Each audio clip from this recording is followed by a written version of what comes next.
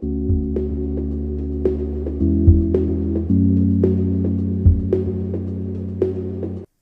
guys, Hackexploit here, back again with another video, and in this video we're going to be looking at how to detect rootkits on Linux, and more specifically in this video we're going to be looking at how to detect rootkits on Kali Linux. Alright, so this is a very important thing that probably I haven't looked at it, and I doubt anyone else on YouTube has actually gone through it really well.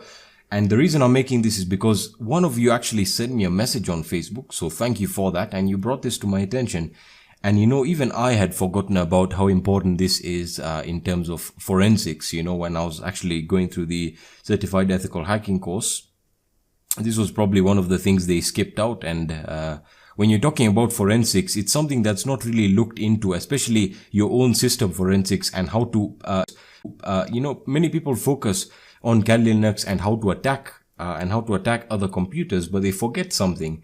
What if you're the attacked one, and what if you have a rootkit on your system? What do you do? I mean, on Windows, the process is really simple. All you need to do is just download the latest antivirus, update the databases, and it'll remove all the malware and or rootkits for you. Or if you're a bit of an advanced user, you can use the Malwarebytes anti-rootkit program that is fantastic for detecting and removing rootkits, even some of the deepest ones.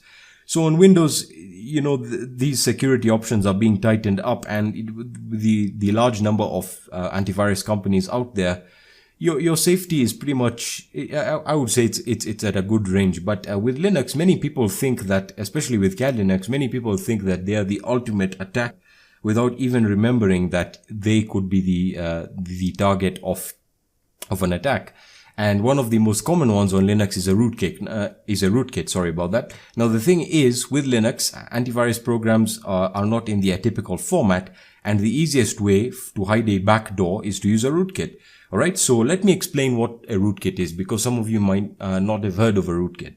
Alright, so rootkit is essentially, its purpose is to essentially hide or protect malicious code or software like a backdoor, and its purpose is to give root level access to an attacker, and as I said, giving root level access in forms of backdoors, leaving ports open so that the attacker can connect back. And its main feature, or the most important thing about this, is that it hides itself in the system files and makes it really hard for you to detect it. Even if you open up your task manager, your system processes, it's very hard to detect. Alright, so by default, Kali Linux already comes with a rootkit checker. I think, I'm pretty sure most of you, this is the first time you've heard of that. And one of the ones that it comes installed with. Now, back when I was using Backtrack, about 5 to 6 years ago, one of the most popular ones was the chkrootkit or the chkrootkit utility that still is installed to this very day on Kali Linux. It is pre-installed. And one of my other favorite ones, which is quite an advanced one, is the rkhunter or rootkit hunter, which is awesome. So essentially what we're going to be doing is we're going to be looking at how to use chkrootkit and rkhunter. Alright, so chkrootkit is pre-installed on Kali Linux, but if it's not, it's really very simple. All you have to do is just open up your terminal and just go into your apt-get install chkrootkit. So apt-get install chkrootkit. Alright, now since I already have it installed, if I just hit enter, it's just going to update it over itself. Alright, so it should come pre-installed with Kali Linux, and I would recommend that you update your repositories and your packages just to make sure you have the latest version running. And that's because you actually also want to update the rootkit database for chkrootkit so that it is able to detect the latest rootkits that are currently out. And obviously being able to detect the latest ones is one of the biggest advantages. Right, so let's get started with chkrootkit. All right, so I'm just going to clear the terminal, and one of you actually pointed out that I should be enlarging my terminal, so I'll do that right now. Thank you for the suggestions. I really take them into consideration. All right, so let's get started with chkrootkit. Now, by default, if you just run the chkrootkit, let us actually use the help menu, which is can be denoted by the H command, and I hit enter. As you can see, the options are pretty simple. You have your help, version, the available tests. You can check for the available tests. You can perform debug mode. You can run it quietly. Expert mode. I would not recommend expert mode because that goes into specifying the directories that you want to look in. For example, the home directory, the etc directory, etc, etc. Alright, so the simplest way of running chkrootkit is just by typing it chkrootkit.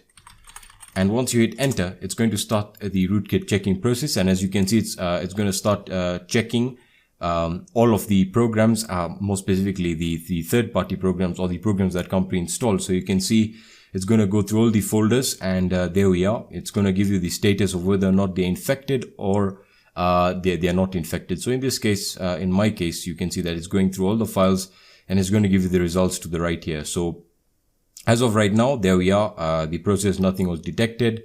And if I just scroll all the way down, there we are. It is done. And there we go. Now, by default, as I said, this is a very, I would say an old tool in the sense that I've used it before on older operating systems like Backtrack, but it works great on any other Linux distribution. And that's also what I wanted to point out. If you're performing forensics on a Linux distribution that is compromised some way, this is fantastic, you know. And I also want to cover forensics really well, because many people are just focusing on how to attack computers. They're really not focusing on their security, which I think is really important. You know, you shouldn't take it for granted just because you have Kali Linux installed on your system or any other Linux distribution installed for that matter. Alright, so by default, I haven't been mucking around with my operating system, so I wouldn't expect to find any rootkit installed. But if you've been doing, you know, funny tests with different types of scripts that could have a rootkit passed with it, then you now would recommend to be performing this very regularly. So that's chkrootkit, nothing special. One of my favorite ones, as I've said, is the rkhunter. Alright, so rkhunter is not pre-installed. I actually checked the repositories to see whether it was installed as of the latest version of Kali Linux, and it wasn't installed, which is a pity because I feel it is better than chkrootkit. So let's actually run that. So to install it, all you have to do is just apt-get, the rkhunter, apt-get install rkhunter, and just hit install. And as you can see, I already have mine installed, so I'm just going to clear that out. And let's look at the options that we can run here. Now, if I just run the rkhunter command, it'll not run a test, and that's because we need to use some options or parameters. So if I hit enter, as you can see, there's a lot of options. Now, by default, I'm not going to be going through all of this because this is more of very specific forensics, and you know, it deals with encrypting, decrypting, and again specifying the files in which you want to scan the rootkits for. So by default, let's look at the usage here. Now, the commands that we are going to be using is the C command, which will essentially check the local system for rootkits. You can also look at the capital C, which will check the configuration files, and then it'll exit. Alright, so by default, we'll be looking at the check. And one of the most important ones that many people overlook and they get wrong is the update. Right, the update command allows you to check for updates to the database files. Now, why is this so important? This is essentially why antivirus softwares update their database. They're essentially updating their malware and virus databases so that they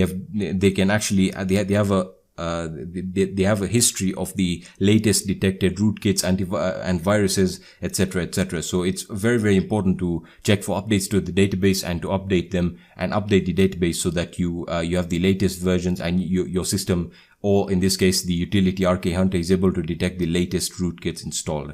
Alright, so, or the rootkits that are currently on your system. So let us run a simple test here. So I'm just going to hit rkhunter. We're performing a basic check.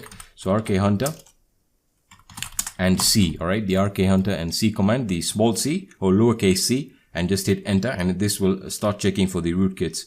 Alright, so just hit enter and just give it a few seconds. Now again, this is probably a more advanced tool for those of you who are looking for one and you're moving or you're looking into computer forensics. This is a fantastic tool as well.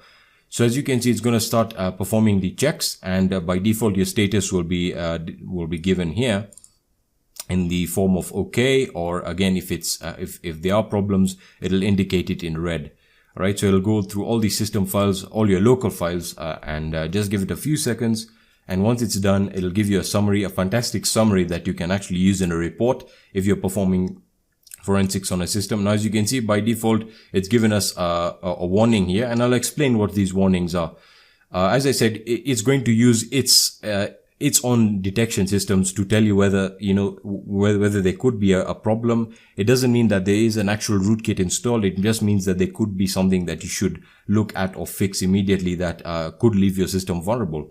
All right. So once that's done, it's going to ask you to hit enter. So I'm just going to hit enter, and it's going to start checking for rootkits now, and it's going to check it against the databases that currently exist. So you can see you have your Door rootkit. Well, that was actually quite a popular one. The Apache worm, really dangerous there. Let's see what some of the other good ones. I remember there was the Bobkit rootkit. That was also something really interesting that I looked at. Some of these are quite new actually, like the F8 rootkit, which I actually looked at a few months ago. It was actually last year.